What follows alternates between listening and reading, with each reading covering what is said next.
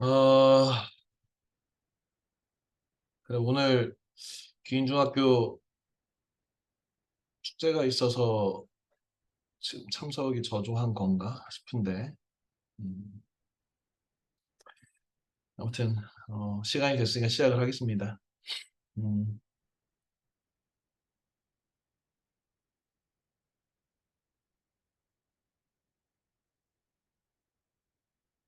정다민, 네, 다민이는 이 책을 1장, 2장 한 200페이지까지 다 읽었나? 160쪽 정도까지 읽었습니다. 아, 그래. 네, 너무 글이 어렵지 않나? 다민이 읽기? 네, 글이 좀 어렵지? 음, 하지만, 음, 원래 어려운 거야.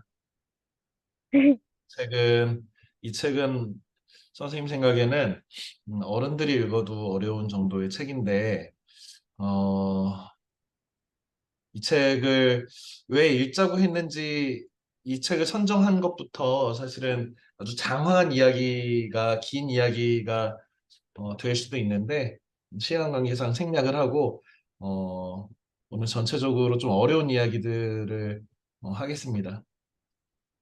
그래. 음, 김나연 네, 나연이는 이 책 다 읽었나? 앞에 조금밖에 못 읽었습니다. 그래.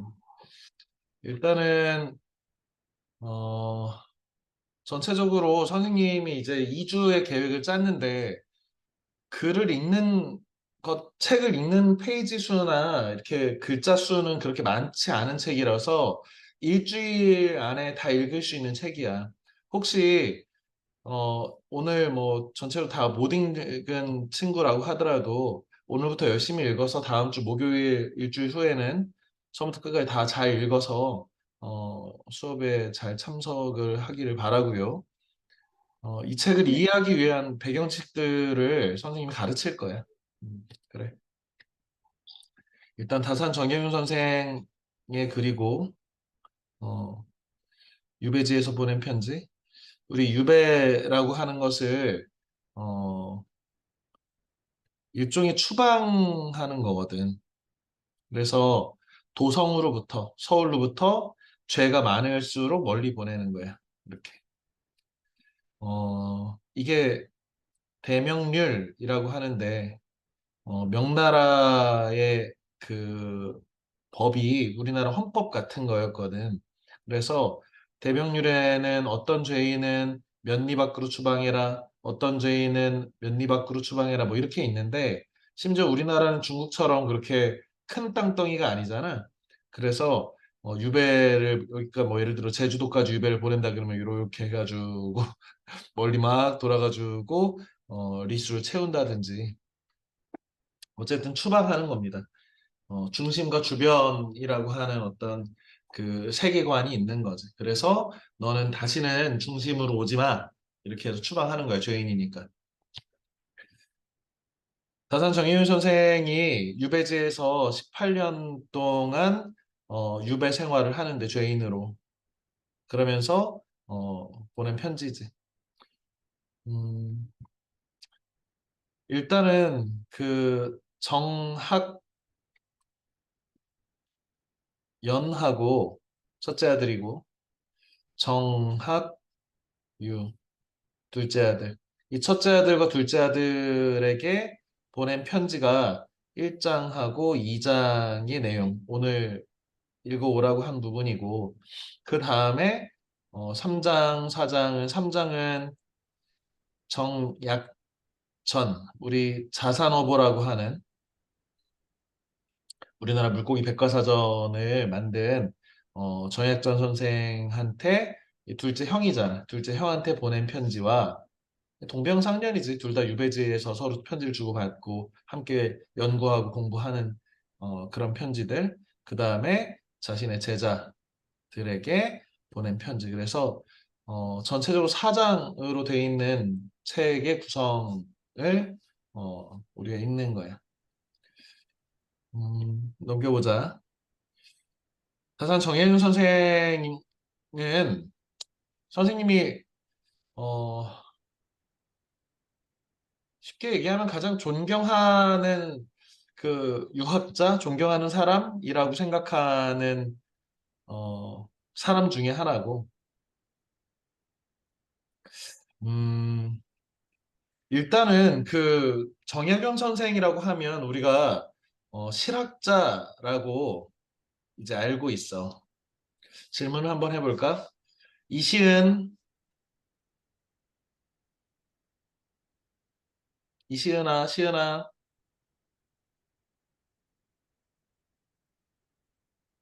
엥, 뭐지? 이수, 네, 음, 실학이 뭔지 알고 있나? 실업, 실학자라고 어, 처음 들어보는 개념인가? 어디서 들어는 봤는데 무슨 음, 뜻인지는 까먹었어요. 그래. 김성훈, 네, 너 실학자라고 하는 말 들어봤어? 다산 정혜원 선생님 실학자다라면 실학이 뭔 줄 알아?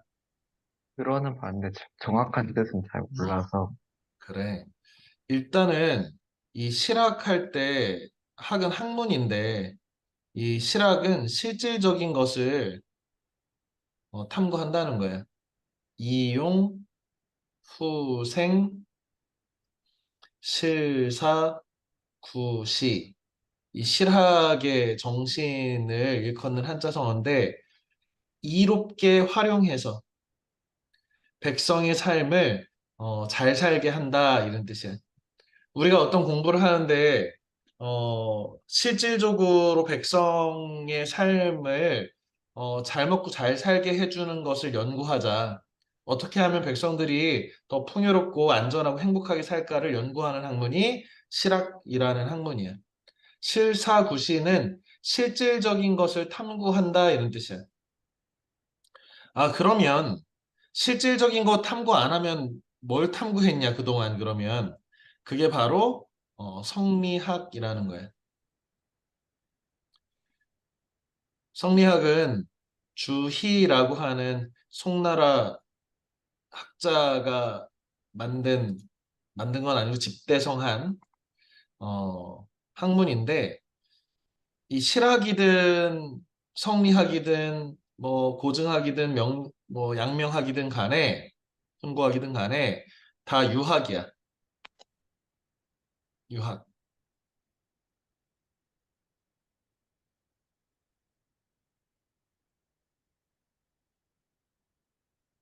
어, 질문 한번 해볼까?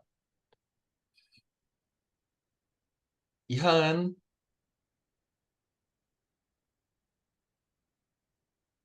하은아,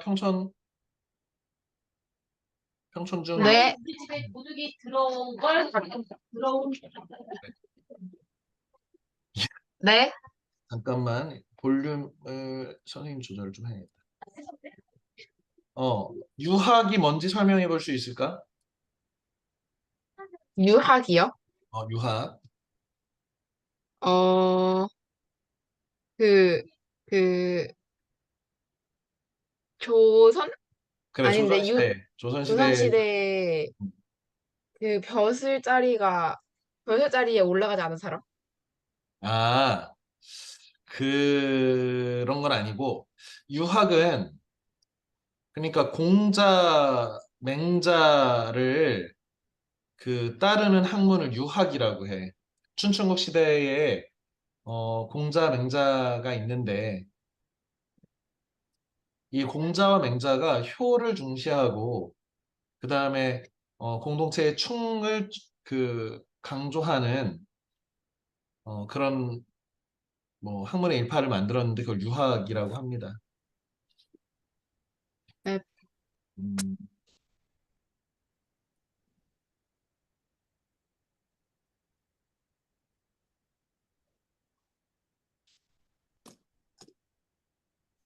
자, 어, 너희가 이제 나중에 고전 시가나 고전 산문 같은 것들을 이제 배우게 되는데 특히 고등학교에 가면 모의고사나 혹은 내신을 할 때 이 유학자들의 조선시대의 지식인들의 글을 읽게 된단 말이야. 그렇지. 일반 백성들, 평민들이 조선시대 때, 그냥 조선시대가 현재 우리 시대로부터 아주 가까운 지점에 있는 거고, 그리고, 그러니까 우리가 어떤 작품들을, 현대시나 현대소설이 아닌 문학작품들을 본다면, 혹은 어떤 글을 본다면, 조선시대의 작품들이 압도적으로 그 이전 시대의 삼국시대나 고려시대의 글보다 압도적으로 많겠지.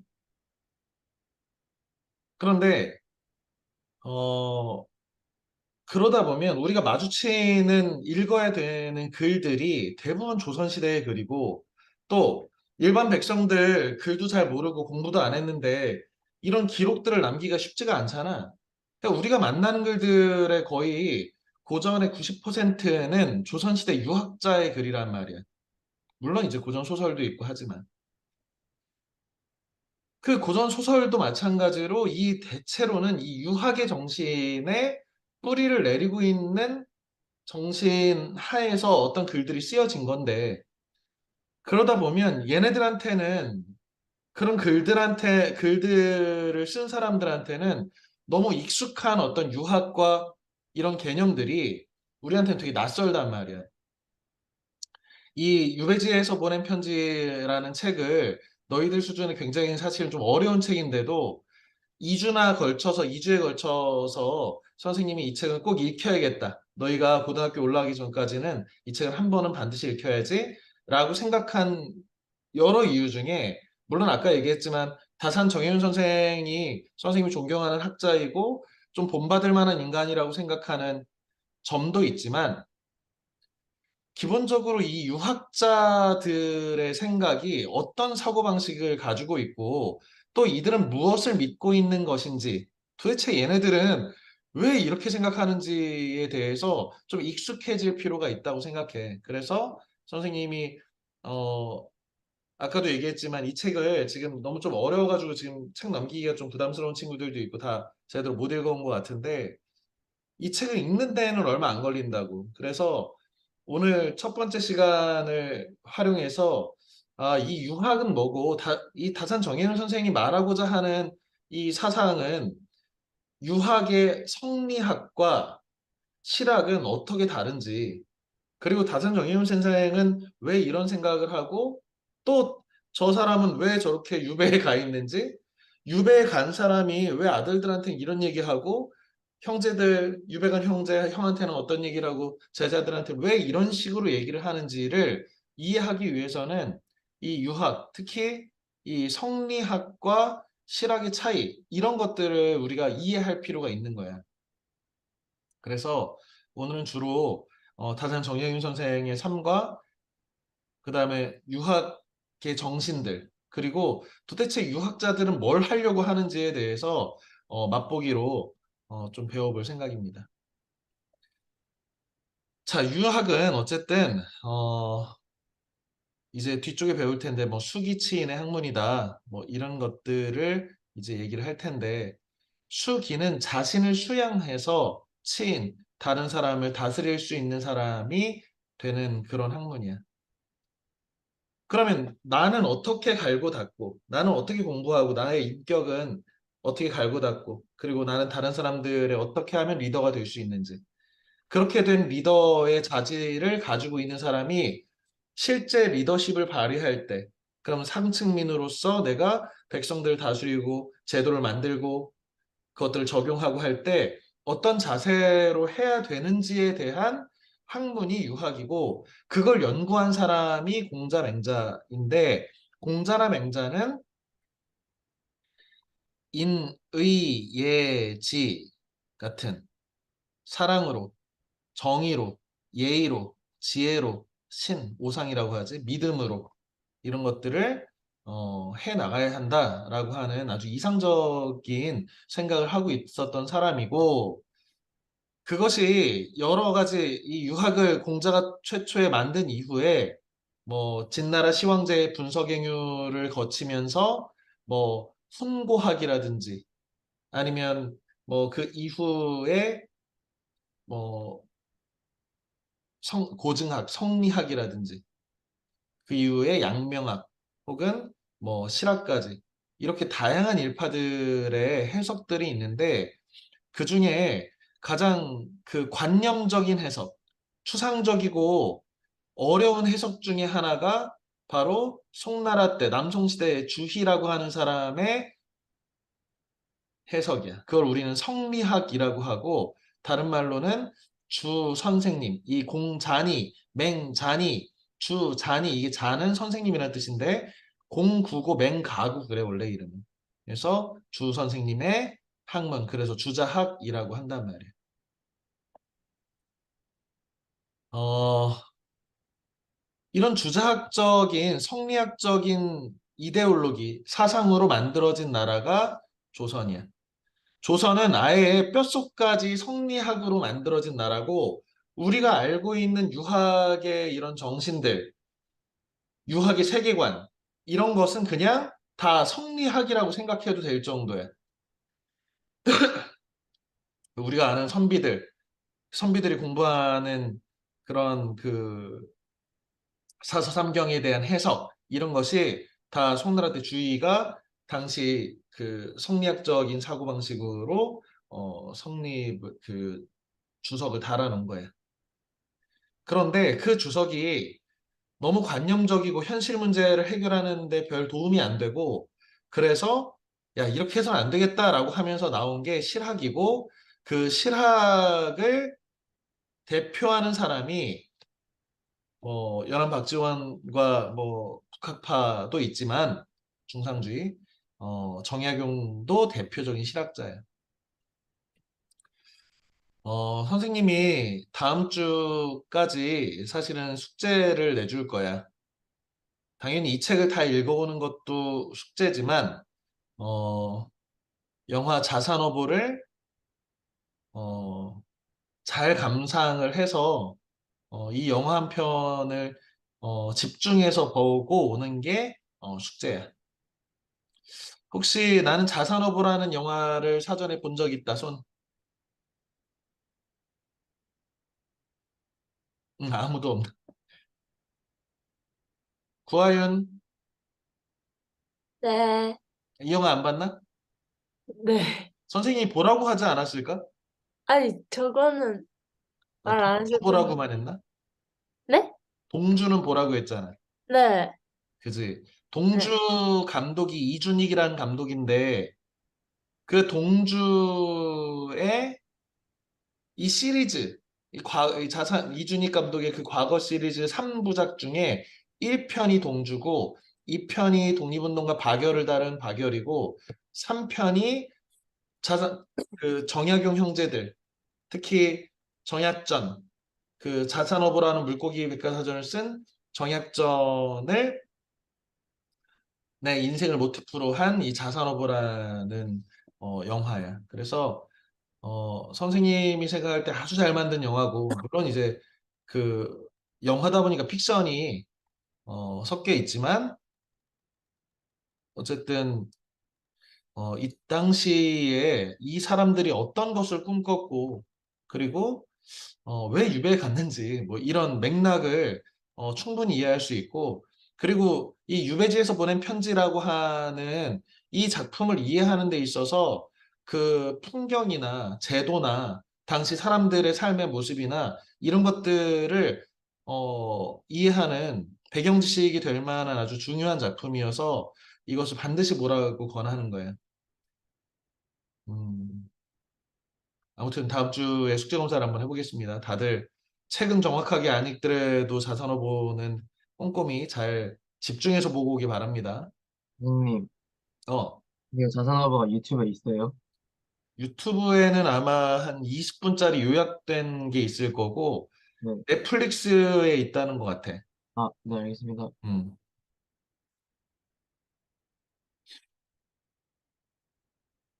자, 정약용 선생은 뭐 정조 시대의 사람이야. 그래서 글 쓰는 사람이고 실학자다. 뭐 다산 여유당 뭐 이런 호들을 쓰는 사람이고 어, 해남윤 씨, 어머니 해남윤 씨인데 윤두서의 손녀래. 어, 윤두서라고 하는 공제, 윤두서라는 사람을 아는 사람이 있나? 조선시대 화가 중에 이 모자 쓰고 부리부리한 눈을 어, 이렇게 해가지고 수염이 막 이렇게 난 자화상 뭘 그렸는지 모르겠는데 뭐 이렇게 생긴 자화상을 본 적이 있을 텐데 아, 공제 윤두서의 그 얼굴을 봅시다.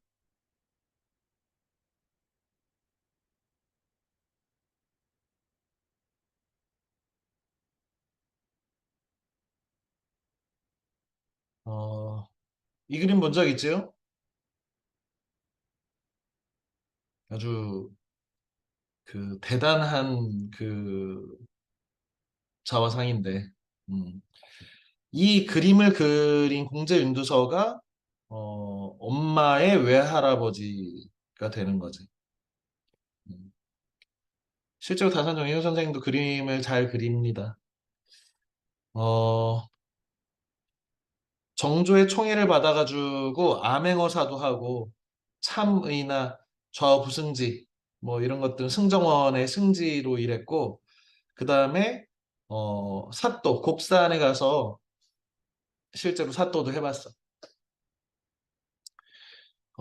문제는 우리가 제일 잘하는 것은 뭐 정조의 화성 그 행차를 위해서 한강을 건너는 배다리 준공을 아주 잘한 사람이고 우리 그 안양시 옆에 있는 수원성, 수원 화성을 짓는데 특히 뭐 우리 정약용이라고 하면 다들 거중기를 만든 그래서 서양의 도르래의 원리를 이용해서 백성들을 편안하게 성 짓는데 좀 힘들지 않게 해주기 위해서 무거운 몇십 톤짜리 돌도 끌어올릴 수 있는 거중기를 만든 사람이다. 뭐 이런 거는 이제 배운 거지. 어, 이런 사람입니다.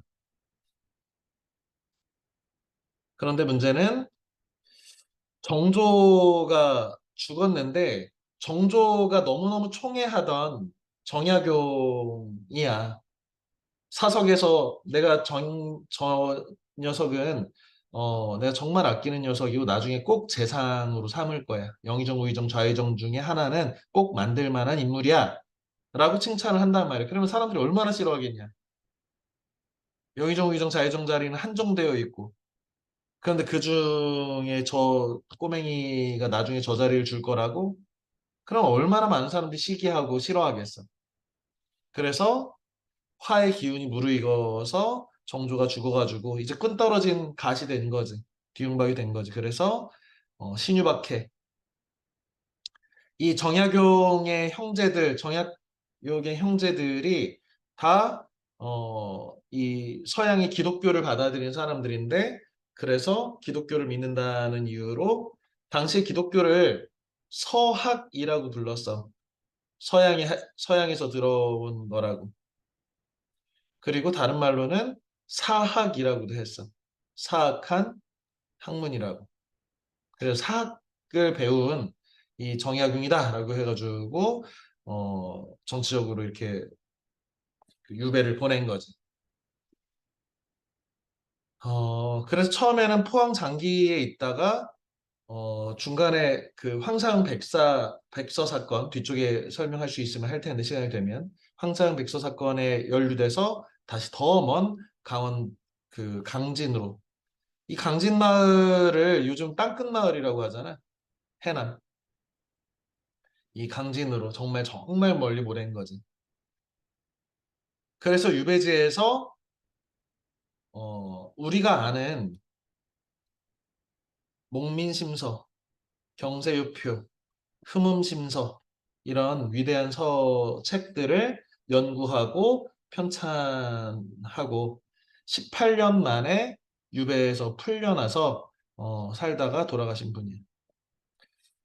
어, 관직에 한 18년 있었고 유배지에서 한 18년 있었는데 우리가 아는 다산 정약용 선생은 물론 관직을 거치면서 실질적으로 조선의 어떤 아주 핵심부에서 일하면서 얻게 된 정보들, 왕은 어떤 것들을 하고 밑에 관리들은 어떤 것들을 하는지 암행어사부터 그 왕 옆에 있는 그 비서도 해보고 실제로 자기가 목민관, 백성을 이 다스리는 목민관으로 실제도 해보고 또 아버지도 또 그 이 국산부사인가 아무튼 사또 출신이거든. 그러니까 이런 실질적인 정치 경험들을 바탕으로 유배까지 갔잖아. 그러면 이제는 유배 가서 뭐 하면 돼? 여태까지 백성들을 잘 봤는데, 아, 이제는 이들을 잘 먹고 잘 살게 하는 제도들은 이렇게 만들어야겠다. 그리고 이 목민관이라면,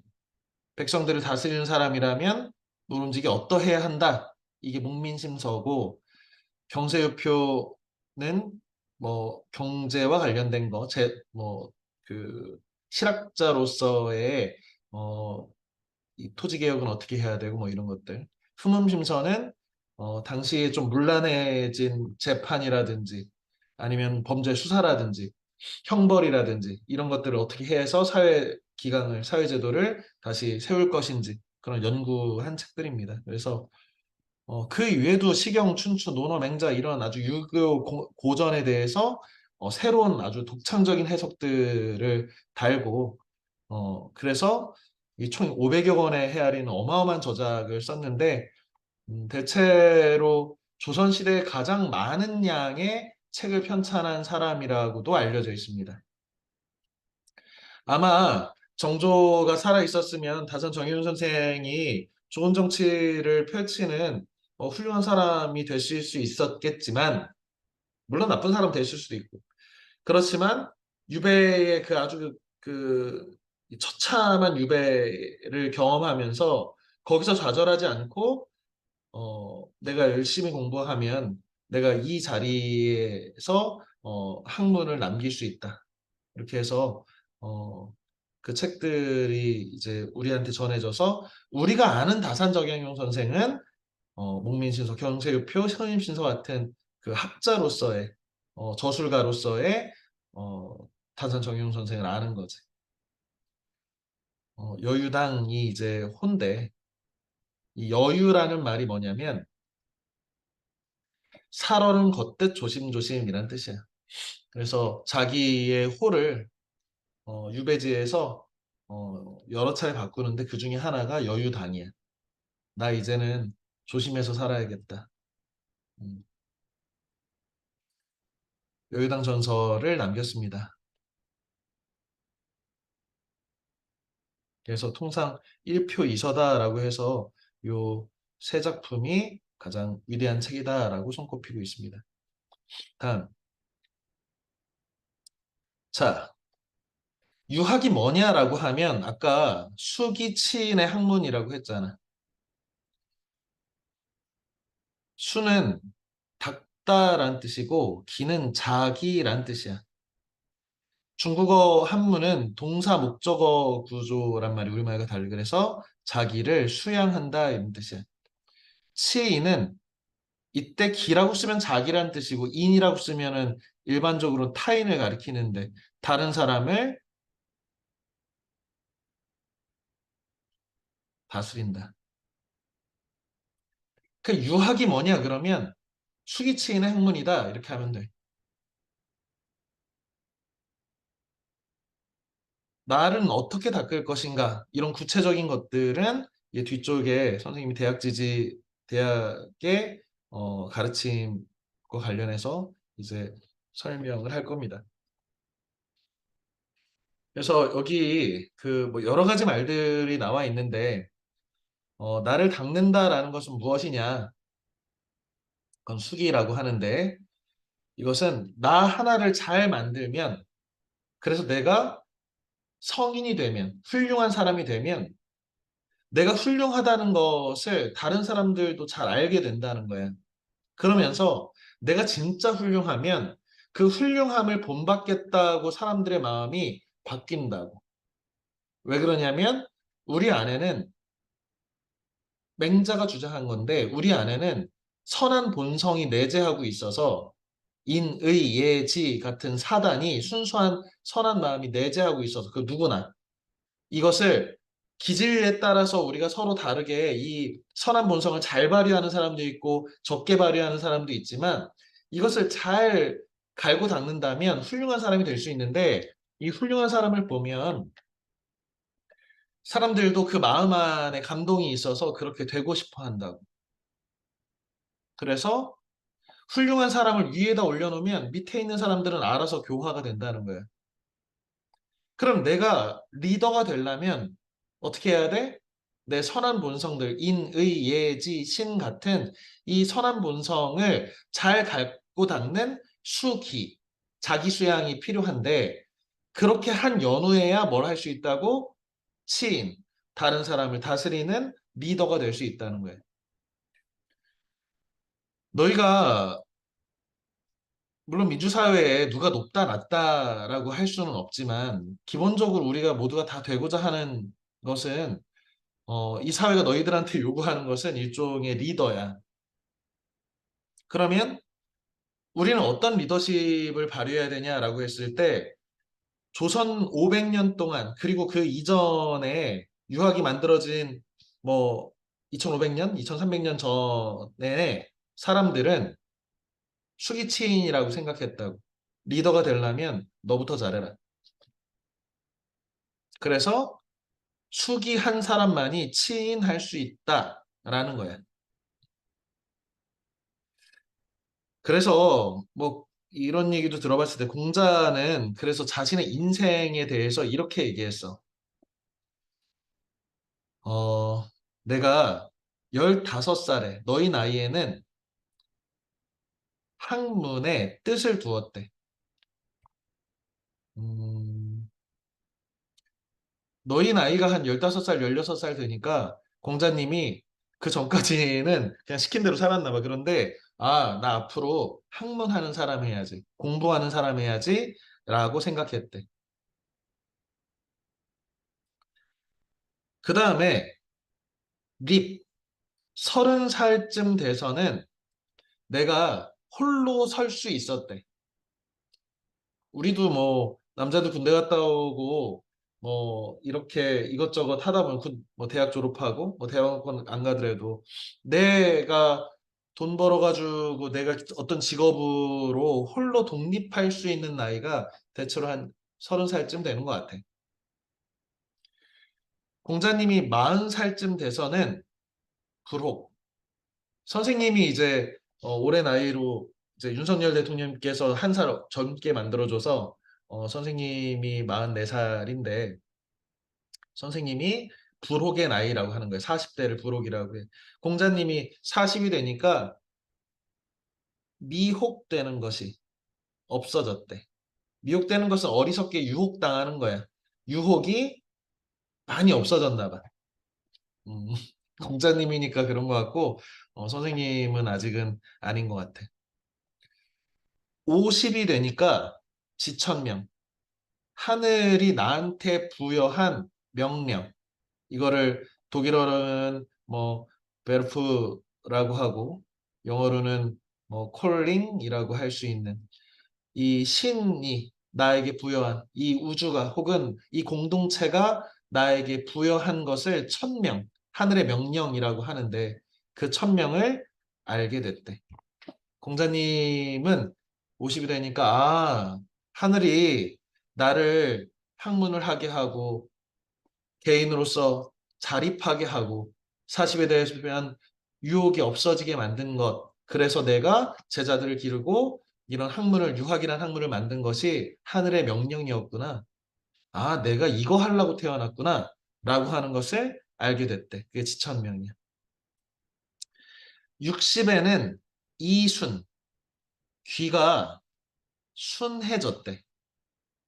순의 반대는 역인데 어떤 소리가 이렇게 거슬러 들리지 않고 그냥 잘 들어오더라는 거야. 남의 말을 잘 듣는 사람이 되고 남을 잘 이해해주고 잘 들어주는 사람이 됐다고 해석할 수도 있고 아니면 어떤 말을 잘 이해하게 됐다라고 해석할 수도 있지. 우리 부처님 중에 관세음 보살이라는 부처님이 있는데 세상의 소리를 잘 보고 들어주는 사람. 뭐 이순의 정신이겠지. 공자님이 이제 70이 되니까 종심소욕, 마음을 따라서 욕심한 대로 그것을 욕심 나는 대로 해도 그냥 욕심한 바의 마음대로 따라도 종심소욕해도 내가 하고자 하는 욕망대로 해도 불유구 뭔가 구애됨이 없더라는 거예요. 자연스럽더라는 거예요. 내가 내 욕심은 이런데 그 욕심을 따라서 그대로 행해도 그것이 세상 사람들이 지탄하지도 않고 누가 뭐라고 하지 않을 정도의 경지에 이르렀다는 거예요. 유학에서 성인으로 모시고 어떤 롤모델로 생각하는 게 공자란 말이야. 그냥 한마디로 뭘 했다는 거냐면 극기봉례했다는 거예요. 자기를 극복해가지고 예로 돌아가다.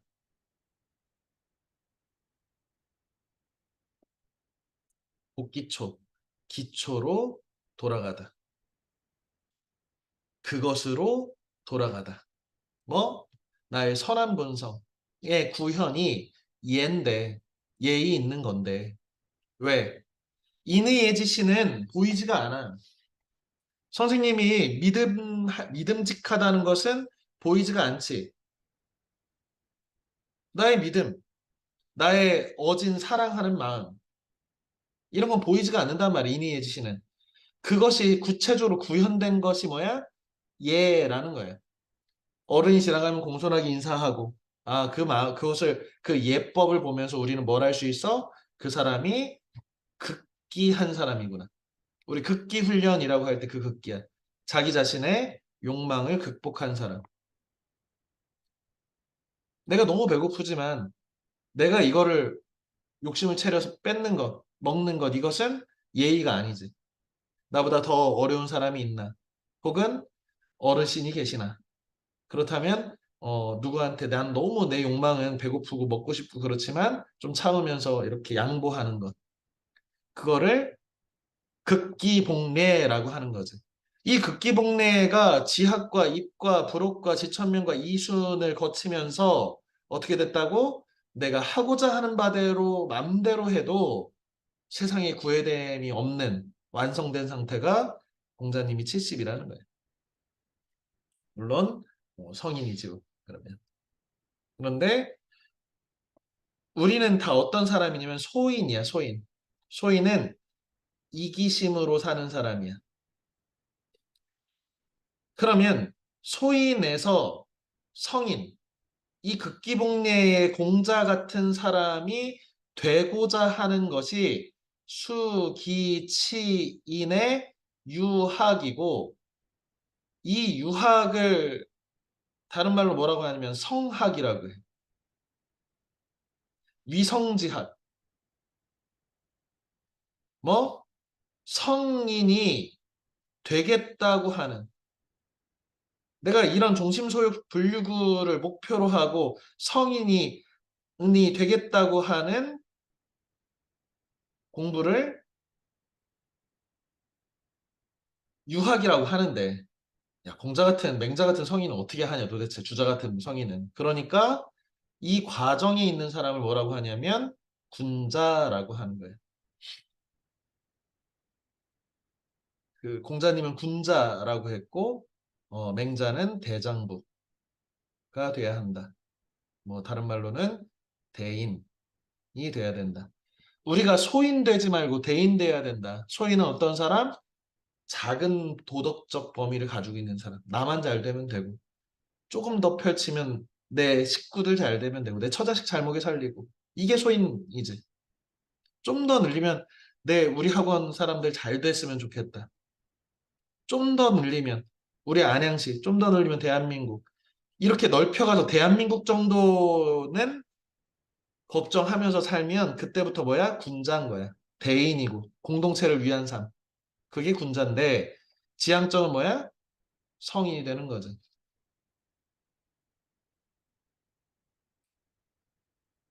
이거 하겠다는 게 유학이야, 얘들아.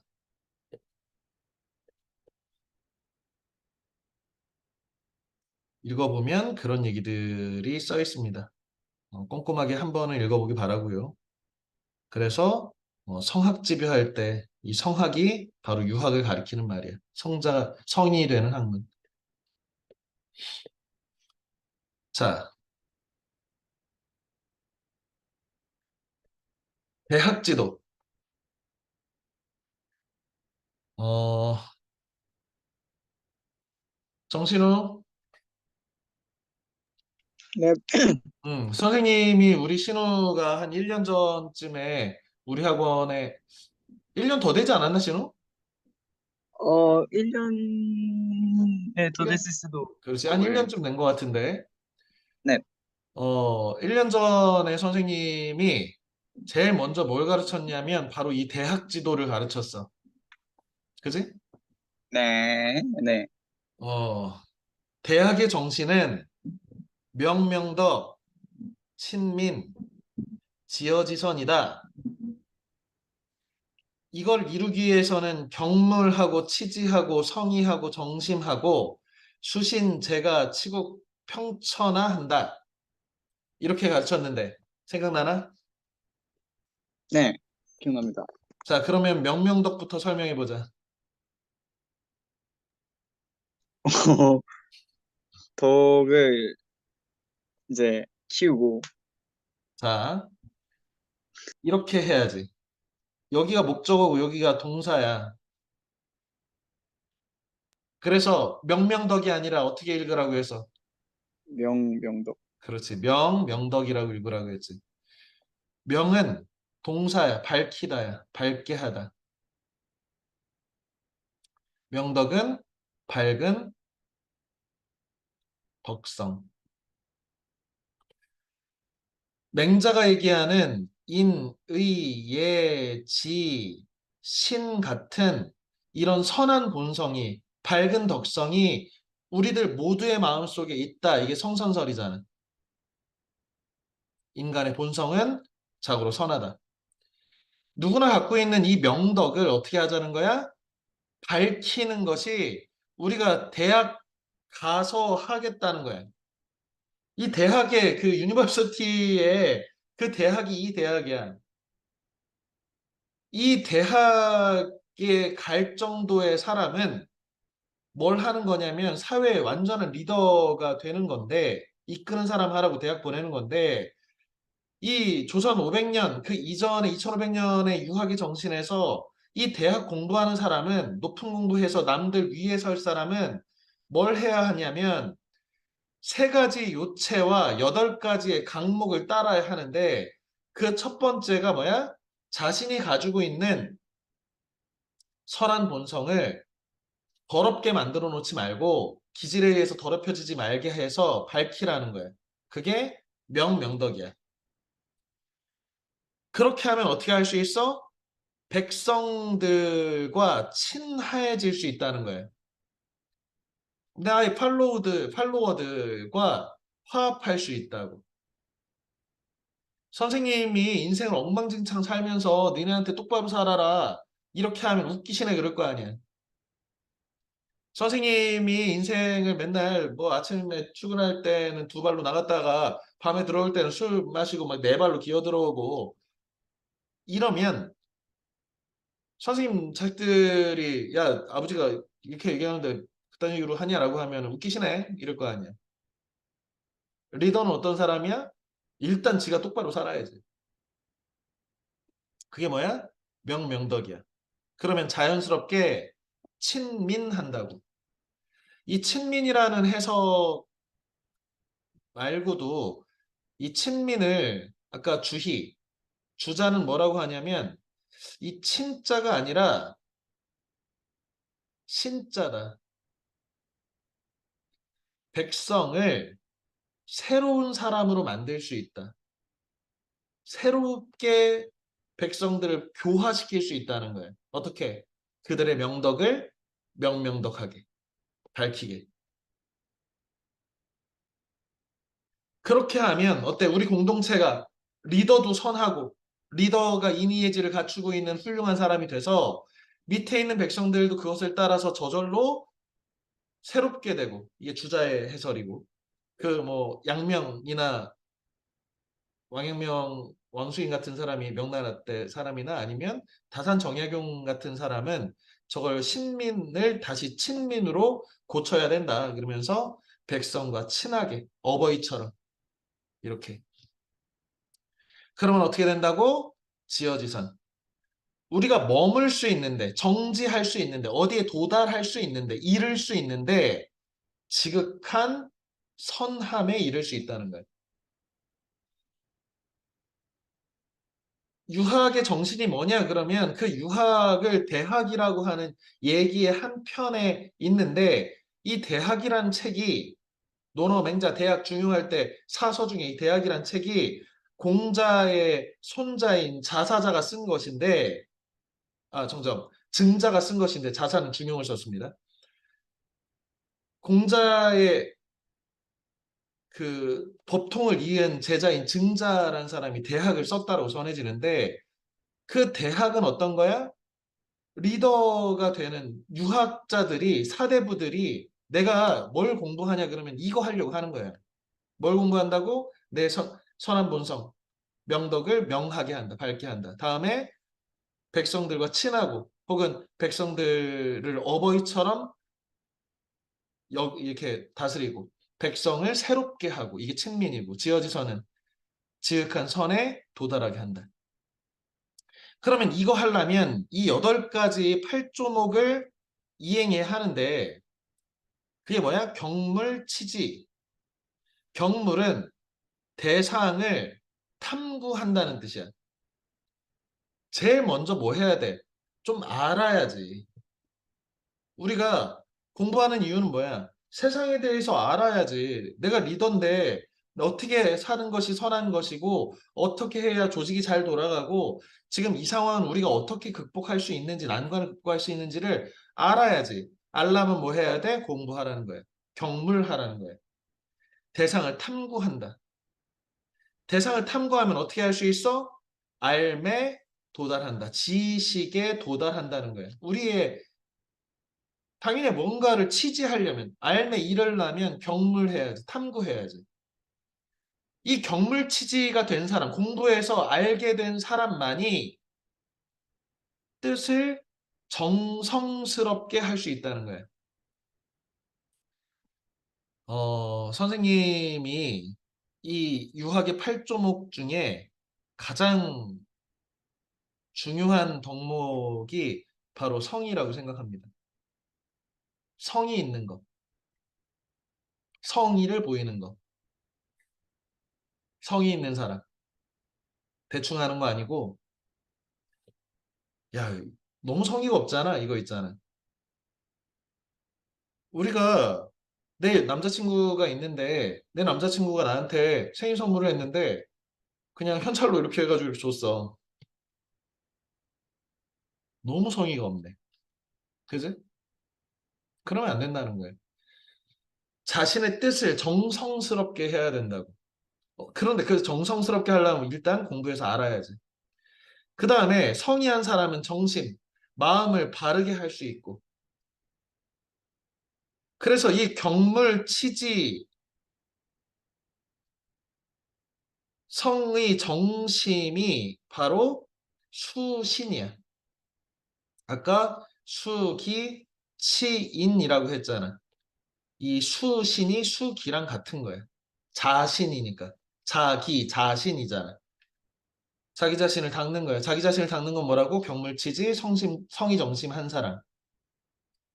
그러면 이제부터는 간단하죠? 이제 리더십으로 가는 거잖아. 내가 나 자신을 바르게 관리하면 공부 열심히 하고 내 뜻을 바르게 하고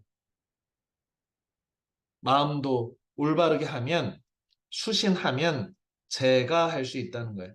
집안을 가지런히 하다.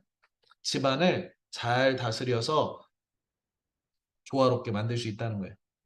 아까도 얘기했지만 경물치지 안 하면 뭘 모르면 집안에 어떻게 가장을 하냐.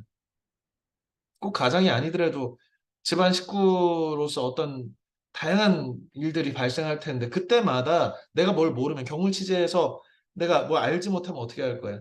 내가 가족을 대하는데 성의 없이 대. 내가 바르지 않은 마음으로 나쁜 마음을 가지고 대. 이기심으로 대. 이러면 안 되겠지. 그런 사람은 수신이 안 되니 제가 할 수 없다는 거예요. 그런데 제가 한 사람만이 나라를 다스려 볼 수 있다는 거예요. 자기 집안에는 난리가 나서 예전에 이제 뭐 구체적인 예를 들어서 좀 그렇지만 이 남경필이라고 하는 경기도지사 하시던 분이 아들이 어 처음에는 뭐 군대에서 다른 그 동성 병사를 성추행해가지고 망신을 당했어. 그러다가 그런데도 사람들이 뭐 그래도 경기도지사 뭐 하는 거지 뭐 했는데 아들이 이번에는 이제 마약 자봉으로 걸리고 이러면서 사람들이 야, 너 제가도 못하는 사람이 치국은 어떻게 하냐 이랬단 말이에요. 내 바로 가까운데 눈앞에 살고 있는 이 식구들도 제대로 내가 가지런하게 교화시키지 못하고 얘네들이 엉망진창으로 사는데 나는 나가가지고 정치해가지고 백성들을 바르게 한다고? 이거 어렵다는 거예요. 이게 유학의 정신이야. 치국, 한 나라를 잘 다스릴 수 있는 사람만이 평천하, 세계를 평화롭게 할 수 있고 세계를 평정하고 그야말로 그 세계적인 인물이 될 수 있다는 거죠. 점층적으로 결국에는 유학의 목표는 뭐야? 평천하는 세상을 평화롭게 하는 성인이 되는 건데 어디서부터 시작하라고? 경물, 공부하는 것부터 시작하라고. 내가 누군지, 나는 어떻게 살아야 되는지, 이 세상은 어떤 구조인지, 그리고 어떤 물질적인 토대는 무엇인지, 자연은 어떻게 자연의 질서는 어떤지 이런 것들 탐구해서 알매 이르면 그것을 바탕으로 내 마음을 정성스럽게 하고 남들을 대할 때 정성스럽게 대하고 또 바른 마음을 유지하고 그래서 자기 자신을 수신한 사람이 제가 집안을 가지런히 하고 제가 한 연후에 치고 정치를 해보려면 해보고 남 앞에 리더를 하려면 하고 남의 윗대가리를 하고 그렇게 해서 경험을 쌓은 사람만이 세상을 평화롭게 할 수 있다.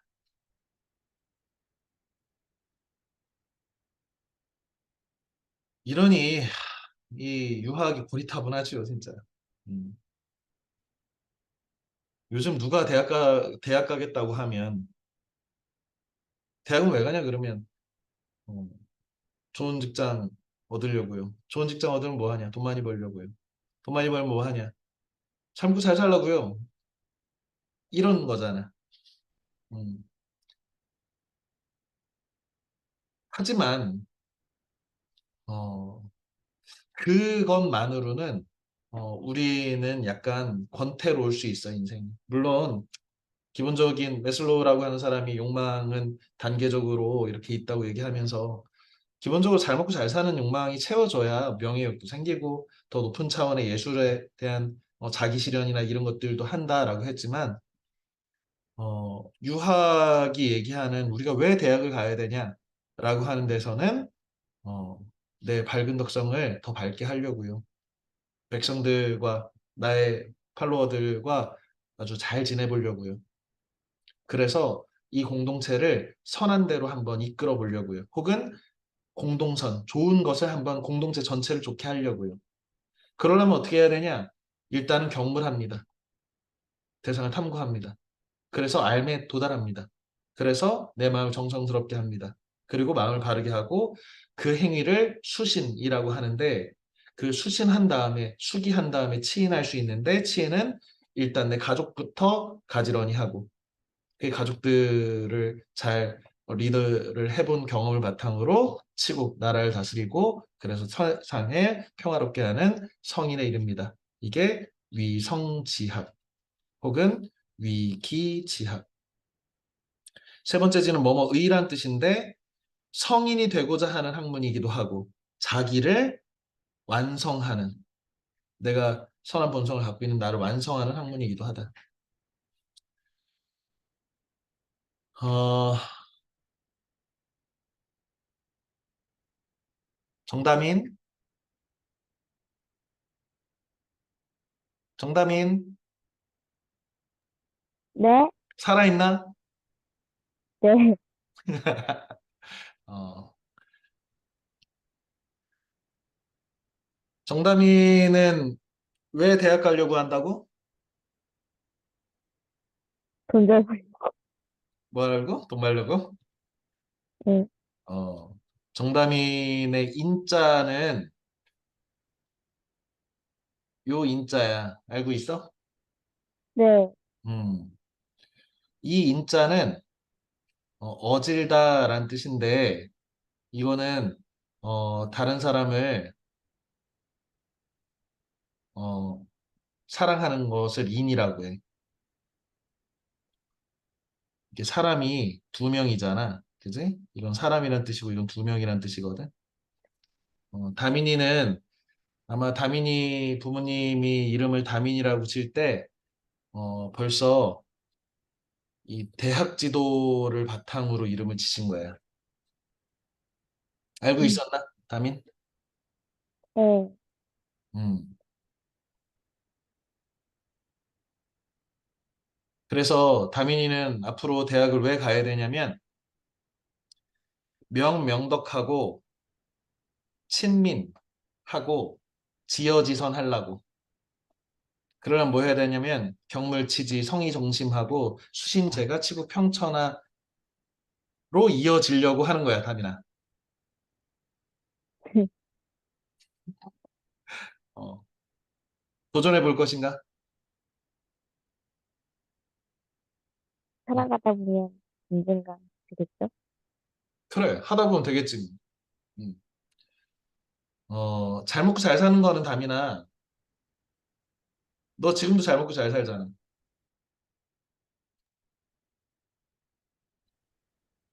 다민이 잘 먹고 잘 살지 않나?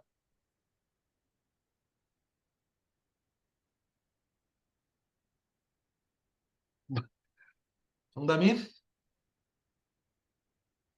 어, 정다민이 과도한 질문 공세로 쓰러졌구만. 음. 김진호, 네. 마이크를 가까이 하기 바랍니다. 네. 음. 김진호는 조선시대의 사람 중에 가장 존경할 만한 사람이 누구라고 생각하나?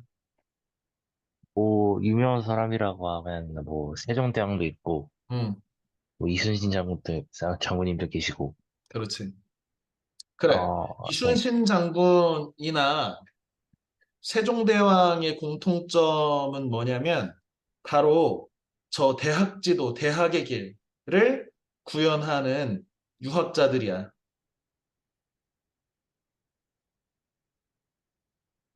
그지? 네. 응. 어,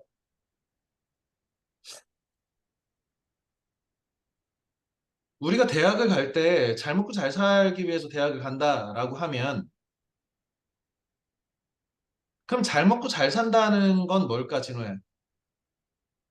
그러니까, 자기가 생각하기에 행복하다고 느끼면, 그게 잘 산다고 생각하는 게 아닐까요? 야, 그런데 그 대학 가서 그 잘 먹고 잘 사는 게 대학하고 상관이 있나?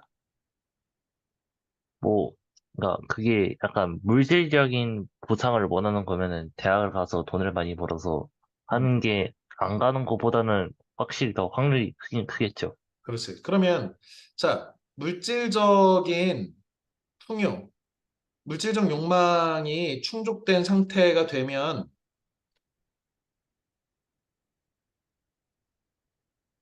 우리는 행복한가?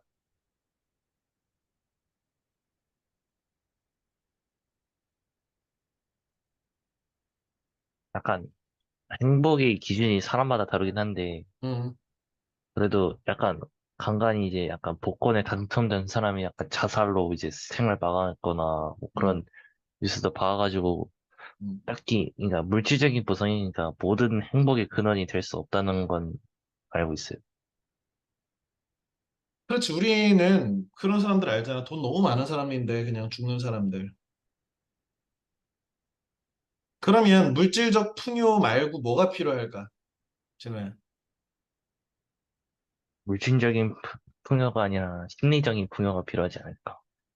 심리적 풍요의 예는 뭐가 있을까? 얘는 뭐 배우는 재미라고 할 수 있고, 그런 점이.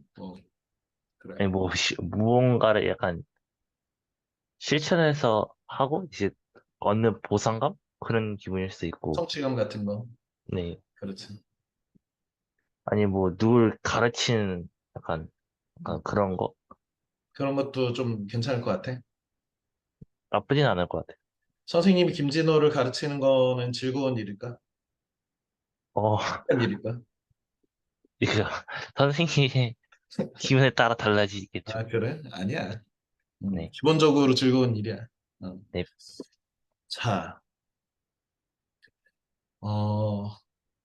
독일의 근대 철학자인 쇼, 쇼펜하우어라고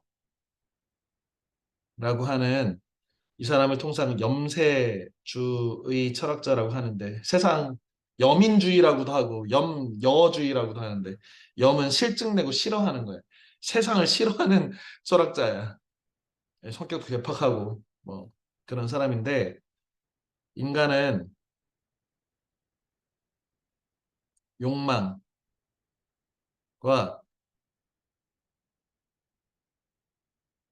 욕망과 권태를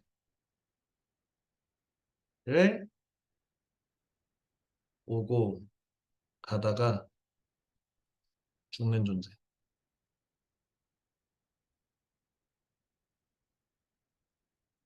팩폭을 때렸습니다. 쇼펜하우어가 자신의 인생을 이렇게 봤더니 그리고 사람 사는 것들 봤더니 깨달음을 얻었어. 어떤 거? 인간은 무엇을 막 욕망하다가 그 어떤 욕망이 채워지면 권태로워가지고 에휴 별것도 아니네. 의미 없다. 무상하다. 그러다가 또 욕망하다가 그 욕망을 못 채우면 고통스럽고 그러다가 또 채워지면 권태롭고 계속 욕망하고 권태롭고 욕망하고 권태롭다가 죽는데 음, 물론 이 인생은 허무하지요. 너희가 뭐 이렇게 젊은이들 우리 10대들한테 인생이 허무하다, 권태롭다 혹은 뭐 이런 얘기를 하는 게 얼마나 이해가 될지 모르겠지만 어떻게 보면 우리의 욕망은 채워지고 나면 안 채워졌을 땐 너무 고통스럽고 채워지고 나면 권태로워서 의미 없어지고 로또를 맞으면 행복할 것 같은데 아까 진호가 얘기한 대로 로또 맞은 사람들의 결말이 불행한 거 보면 야 나는 안 그럴 거야. 난 로또 맞으면 이거 가지고 어 이렇게 재테크 잘하고 그냥 알콩달콩 잘 살아야지. 물론 그런 사람도 있겠지. 그런데 그 욕망이 채워지면 권태는 찾아온단 말이야. 선생님이 자동차를 처음 자동차를 샀을 때는 500만 원짜리 중고차부터 시작했어. 그래서 이 500만 원짜리 중고차 첫 차가 너무 좋아가지고 맨날 세차하고 광을 내고 어, 남들이 보면 야, 저 똥차다라고 할 텐데 심지어 그 얼마나 똥차였냐면 가다가 식구 데리고 타고 가다가 차가 멈춘 적도 있어. 그래가지고 어, 그 폐차시켰나 팔았나 아무튼 그럴 거야. 그래서 새로운 차를 샀어. 그때는 이번에는 한 1,500만 원짜리 정도 되는 중고차를 샀어. 끝내주는 거야. 와, 정말 너무 너무 행복해가지고 맨날 또 닦고 광을 내고 그 이후로 더 비싼 차를 사고 어떤 거야? 내가 분명히 그렇게 갖고 싶었던 어떤 것이지만 갖고 나면 권태로워. 그래서 죽고 못 살아서 서로 사랑해서 결혼해도 어, 살다 보면 내 가진 것이라고 생각하고 내 소유라고 생각하면 그렇게 절실하지 않아지고 권태롭지. 로미오와 줄리엣이 비극으로 끝난 것은 어쩌면 우리한테 깨달음을 주는 거야. 비극으로 그렇게 끝나면 아름답고 정말 역설적이게도 그게 사랑의 극치를 보여주는 것인데 로미오와 줄리엣이 그러다가 극복해야 둘이 사랑해가지고 행복하게 살았다. 이건 얘기가 안 되는 거지. 행복하게 살면 권태로워서 뭐 바람을 폈을지 아니면 헤어졌을지 아니면 죽지 못해 같이 그냥 살았든지 뭐 이런 얘기들로 변질되는 거잖아. 쇼펜하우어 얘기를 왜 했냐면 이런 것이 이념이야, 이념.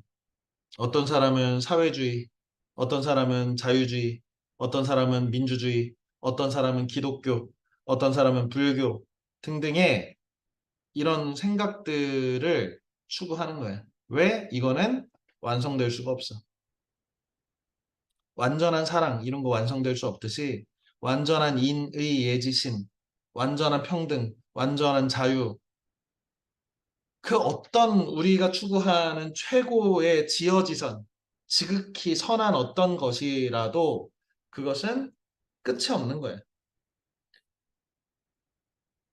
우리가 물질적 풍요를 얻었다. 그것을 위해서 달려가지고 그것을 혹시 재수가 좋아서 얻게 된다면 반드시 찾아올 것은 권태지.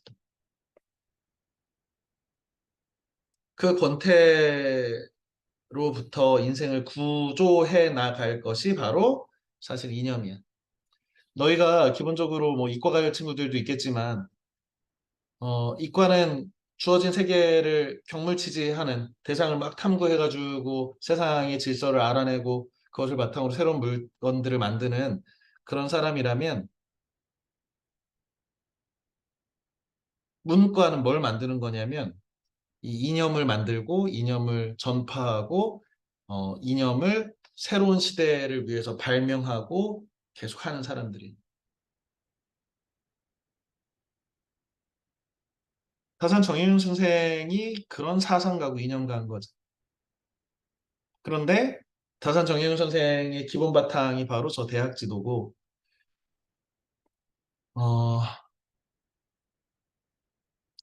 성리학이 있는데요. 성리학은 성, 즉 리,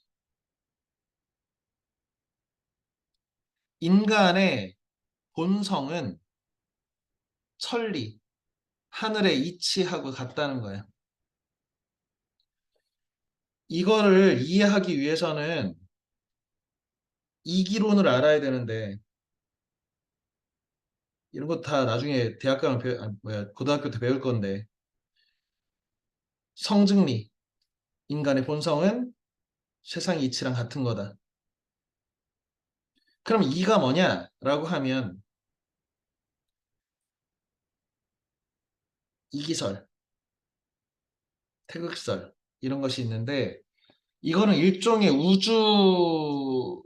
유학의 우주론이고 유학의 세계관이고 유학의 이런 어떤 이데올로기야.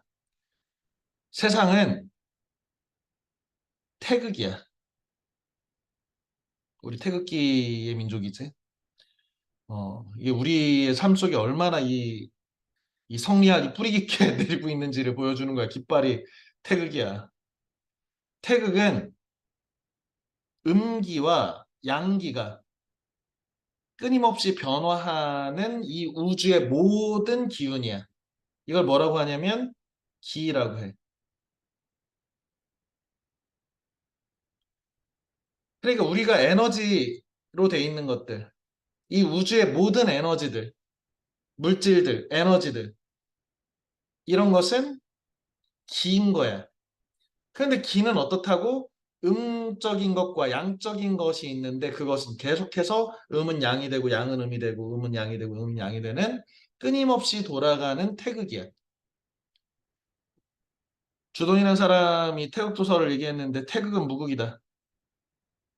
태극은 음과 양이 계속 순환하는 것은 끝이 없이 계속 우주가 변해가는 게 이게 우주라는 거예요. 우주 만물. 삼라만상은 태극이 무극이야. 이게 기야. 마치 바다가 있어. 바다는 다 기야. 그런데 어느 날 이런 파도가 만들어졌어. 어느 날 어떤 파도를 만들게 한, 이 모양을 만들게 한 것은 바로 천리, 하늘의 이치인 거야. 이게 바로 리야, 리. 우리가 이치라고 할 때 그 이야. 이게 이기설이야. 자,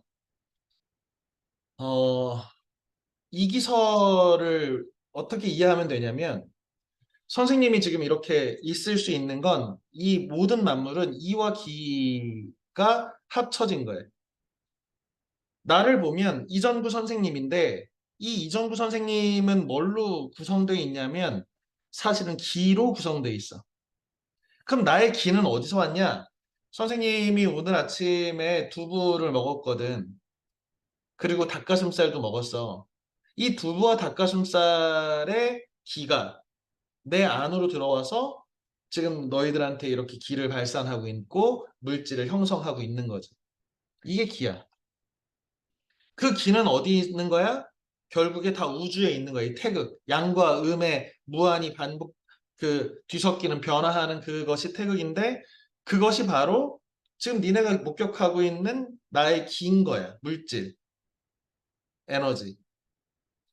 그런데 선생님이 어제 닭 한 마리를 먹었으면 그 기는 넘어왔지만 선생님이 아침에 일어나가지고 횃대에 올라가서 꽃기호 하진 않잖아. 뭐가 달라? 이가 다른 거지. 그 이는 뭐라고? 성리학에서는 그게 나의 본성이라고.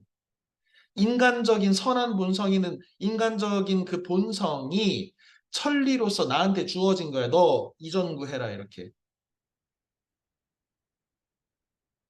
내가 만약에 죽었어. 내가 죽어가지고 어떤 나무 밑에 나를 이렇게 묻었어. 그랬더니 그 나무가 잘 자라서 사과가 열렸네.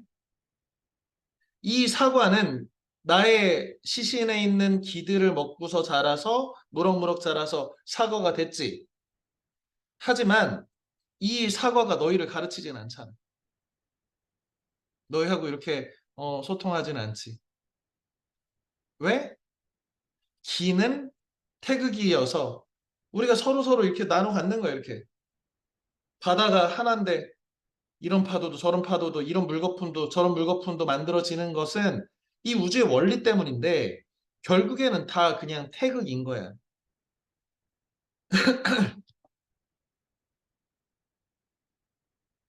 그래서 물질적인 측면, 에너지적인 측면과 이 원리적인 측면의 조합이 이 삼라만상이고 그런데 결국엔 우리의 본성을 알려면 뭘 알면 돼? 세상의 이치를 알면 된다는 거예요. 그게 뭐야? 경물치지해가지고 성의정심으로 가는 거지. 왜? 자, 청산, 푸른 산은 어찌하여 만고에 푸르르며 유수, 흐르는 물은 어찌하여 주야 밤낮에 그치지 않는가. 우리도 이와 같이 만고 상청 영원히 푸르겠다. 자, 푸른 산은 어찌하여 영원히 푸르고 흐르는 물은 어찌하여 밤낮 그치지 않은가. 우리 인간도 우리들도 우리 사람들도 저들처럼 늘 푸르게 유지해야지. 변치 말아야지. 이게 성리학자인 퇴계 이황 선생의 도산 12곡 중에 언학에 해당하는 자신의 학문에 대해서 말하다라고 하는 언학에 대한 그 한 구절 중이야. 한 구절이야. 이게 바로 이 당시 사람들의 뇌 구조야. 성리학자들은 이 청산과 유수, 뭐야? 우주 만물이지. 우주 만물을 잘 들여다봤어. 뭐 한 거야? 경물하고 치지한 거야. 그래서 어떤 깨달음을 얻었어? 아, 얘네의 본성은 불변하는 어떤 성실함을 가지고 있구나. 성의를 가지고 있구나. 정성을 갖고 있구나. 그러니 그것은 뭐야? 세상의 이치고 천리잖아. 그러니 그것이 나의 본성이라는 것을, 나의 선한 본성이라는 것을 깨닫는 거야. 그럼 어떻게 돼? 우리도 저들처럼 저 우주 만물의 천리가 우리 본성의 선한 본성이듯이 만고상청하겠다는 거야. 너희가 앞으로 이런 작품들을 만날 때마다 사실은 얘네들이 태어날 때부터 이것들을 주구장창 외워가지고 과거 시험도 보고 이게 사람의 도리라고 생각하고 사는 사람들이야. 심지어 나라를 세울 때 인의 예지 신을 동서남북 중앙으로 배치해가지고 남대문은 숭례문, 뭐 동대문 흥 인지문, 가운데는 보 신각 이렇게 때려가지고 나라를 디자인한 나라야. 이 나라가 500년을 갔다고. 우리 조선시대 때. 그러니 이 당시에 쓴 작품들이나 이 당시에 사람들의 뇌구조에 어떤 생각이 있는지를 모르면 도대체 알 수가 없는 거야. 글을 읽어도 이게 무슨 내용인지 모르는 거지. 다산 정영윤 선생이 아들들한테 왜 이렇게 공부를 빡세게 하라고 하고 우리는 패족이다. 우리는 망한 집안의 자식이니까 아싸 기회가 좋다. 내가 아버지가 죄 지어가지고 유배 가니까 유배 갔는데 야 이게 우리의 기회다. 어떤 기회? 공부 열심히 해가지고 성인 될 기회가 됐다는 거예요. 겨우 관직에 올라가지고 행세하고 부귀공명 같은 것들을 할 뻔했다는 거야. 뭘 할 수 있어 이제? 우리는 관직에 못 가는 가문이 됐으니 이제 진짜 선비로 살자. 이게 유배지에서 두 아들들한테 보낸 편지야. 다산정현 선생님. 그러려면 어떻게 하래? 근하고 검하라는 거야. 근, 부지런할 근. 검소해라. 이 두 개의 가운을 남긴다. 이거는 어마어마한 전답, 어마어마한 돈보다 훨씬 중요하다. 뭐 해라? 검소하게 살고 근면해라. 그게 뭐야? 그게 성의 정심이지. 그게 수신 안 하는 거야. 우리가 200페이지까지 읽으라고 했는데 그 안에 나와 있는 얘기들이 다 이것 안에서 구성이 되는 거야. 성리학을 공부한, 네가 대학을 공부한 사람이면 너 닭을 키울 때 그딴 식으로 키우면 안 돼. 너 요즘 닭 키운다며. 나 유배지에서 다 들었어. 네 첫째 아들 하교야. 너 닭 키운다는데 그거 닭 키우는 거 아니야. 선비의 닭 키우는 건 따로 있는 거야. 어떻게 해? 연구해라. 너는 닭 먹으려고 키우는 것은 소인배들이나 하는 것이고 네가 위성지학을 하는 사람이라면 대학 지도를 공부한 사람이라면 경물 취재해서 살펴가지고 어떻게 하면 알 많이 낳고 어떻게 하면 닭을 잘 키우고 이렇게 해서 백성들 먹여 살릴 수 있는지 이거 가르쳐줘야 저들이 굶지 않고 달걀, 단백질 먹고 닭가슴살 먹고 해창될 거 아니냐 이런 얘기를 한단 말이야. 아, 이 아버지 빡세네. 이 아버지 빡세지. 왜? 본인이 목표한 게 뭐야? 소인배 되지 않고 대장부대에서 위성지학 하고 싶은 거야. 그러니 우리는 기회가 왔다는 거야. 나 유배 잘 왔다는 거야. 실제로 타산 정의용 선생은 적어도 이 우리 민족한테는 성인의 반열에 가까이 간 선비지. 베트남의 국부, 나라의 가장 존경받는 호아저씨라고 불리는 호치민이라고 하는 사람이 사회주의자로서 프랑스 독립전쟁, 프랑스의 식민지 독민전쟁에서 승리했고 미국하고 전쟁에서 베트남 전쟁에서 이긴 그 전쟁 영웅이야. 그래서 베트남의 수도가 호치민시잖아. 호치민이 평생을 살고서 아주 검소하게 죽었단 말이야. 가장 높은 권력자였는데 요즘으로 치면 대통령이었는데 죽을 때 남긴 게 뭐냐면 지팡이하고 책 한 권이야. 그 책 한 권이 이 다산 정혜운 선생의 목민심서 말하는 책이야. 나는 어떻게 목민, 백성을 잘 다스릴까? 다산 정의윤 선생은 그 호치민의 어떤 정신에 독립을 이루고 미국 침략군인 미군을 물리치고 그래서 우리나라를 지킨 사람인데 지금 베트남을 구성하고 디자인한 사람인데 그 사람이 최고의 권력자인데도 죽으면서도 나 무덤 만들지 말고 뿌려라.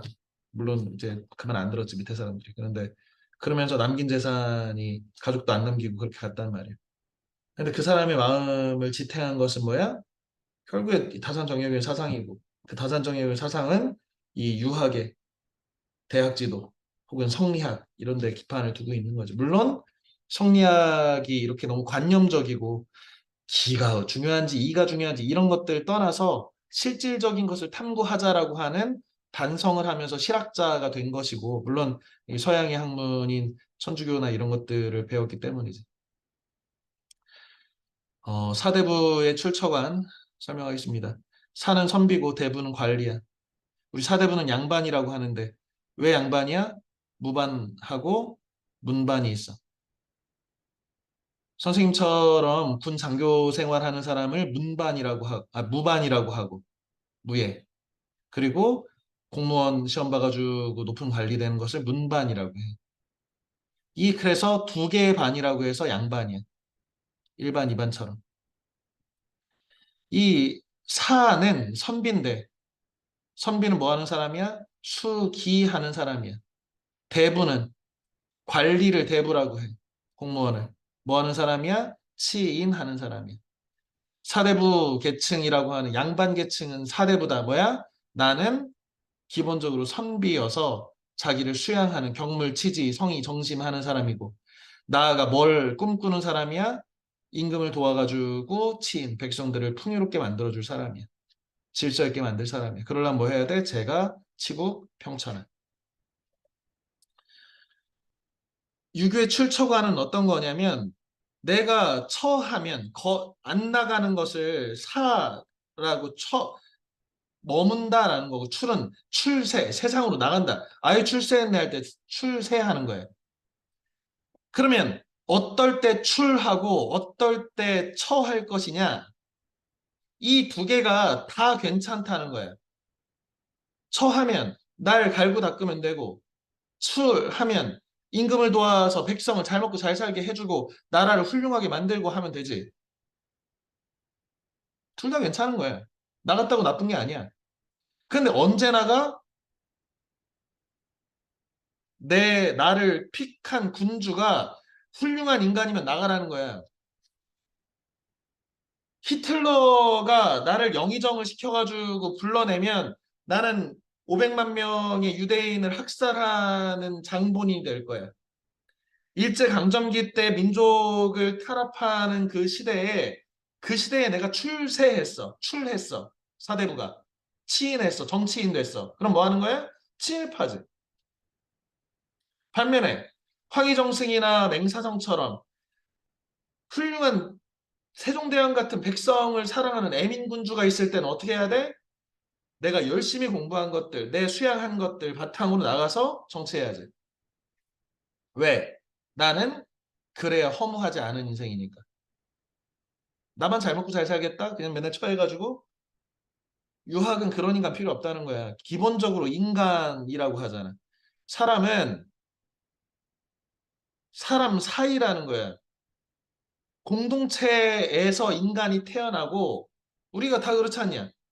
우리가 태어나기 전에 공동체가 있었고 우리는 내가 이 공동체 속에 사는 것 같지만 공동체가 나를 이런 방식으로 만들어 간다고.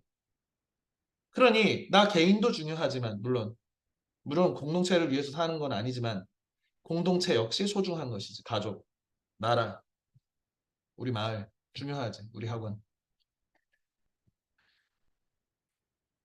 천하에 도가 있을 때는 도를 따라가라는 거야. 훌륭하면 나가라는 거야. 훌륭하지 않으면 숨어 지내라는 거야. 은일지사라고 합니다. 출처관은 이게 지혜로운 사람, 명철한 군자는 출해야 될지 처해야 될지를 잘 생각해서 판단한다는 거예요. 이 두 개가 다 괜찮아. 그러면 내 평생에 히틀러가 정권 잡고 있어. 이건 불우하다고 해. 시대를 못 만났다. 만나루자 못 만났다. 못 만나도 뭐 하면 돼? 나 잘 닦아서 내 가족들 잘 건사하고 살면 되지. 그러면서 뭘 봐야 돼? 이 시대가 바뀌면 훌륭한 세상이 오면 언제든 나갈 준비를 하고 있으라는 거야. 괜히 세상이 썩어 빠졌네 나가가지고 자기 망치고 자기 집안 망치고 평생 역사에 오점 남기지 말라고. 그게 유학의 출처가 아니야. 욕심은 우리를 출세로 이끌지만 욕심 따르지 말고 잘 보라는 것이 지혜롭게. 자, 시간이 1분 남았는데 마지막으로 대장부에 대해서 가르치고 마치겠습니다. 맹자는 이런 사람 하라는 거야. 대장부 하라는 거야. 대장부 뭐 사내 대장부다 이런 말 쓰는데 요즘 같은 세대에 남자고 여자고 어디 있어? 대장부의 반대는 뭐라고? 소인배. 자기 이기심으로 나만 알고 사는 사람. 우리는 기본적으로 남의 고통에 공감하기도 어렵고 남에게 베풀기도 아깝단 말이야. 이게 뭐야? 극기해야 되는 자기의 이기심이지. 자기 이기심 극복하고 동래 어렵겠지만 예의 있게 하라는 거야. 세상의 그 규칙과 이 예법에 맞게 되는 사람들하고. 그러려면 어떻게 해야 돼? 자기를 극복해야지. 그러면 어떤 사람이 대장부인가 맹자가 얘기한 걸 봅시다. 거하래. 어디에? 천하지 광거. 천하의 넓은 곳에 거하며. 서는데. 어디에 서래? 천하의 바른 자리에. 행하래. 어디에 행해? 천하의 큰 길에 행하고. 득지. 뜻을 얻으면. 시대가 너의 뜻을 알아줘서 네가 어떤 뜻을 이루면 여민유지. 백성과 더불어서 그것을 하고 부득지. 내 마음대로 세상이 되는 건 아니잖아. 내가 그 뜻을 얻지 못하면 어떻게 하래? 독행기도. 그 도리를 내 예의를 홀로라도 행한대. 누가? 대장부가. 세상이 못 알아주면 나라도 해야지.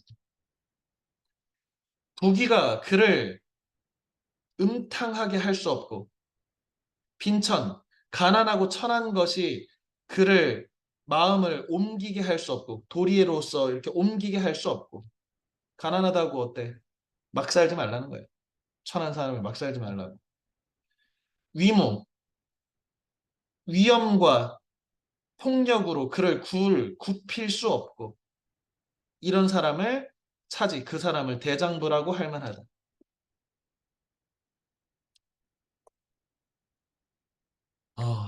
이거를 못했네요. 오늘 사대부의 출처가는 우리에게 어떤 의미를 갖는가는 다음 시간에 이어서 하겠습니다. 12시가 넘었고 오늘 뭔가 잘못 걸렸다는 생각이 들 거야. 선생님 평상시에 재밌는 얘기도 하고 질문도 많이 하고 하다가 갑자기 1시간 반짜리 유학 강의를 왜 하나? 이걸 해야 우리가 이 책을 읽을 수 있어. 다산정의문 선생이. 그래서 너희가 지금 앞쪽 읽는 거 힘들었을 거야.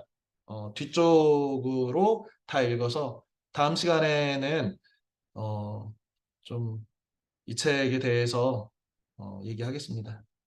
늦은 시간까지 고생했고요. 대학 지도를 이루자. 빠이. 고생했습니다. 안녕히 계세요. 안녕히 계세요. 네. 안녕.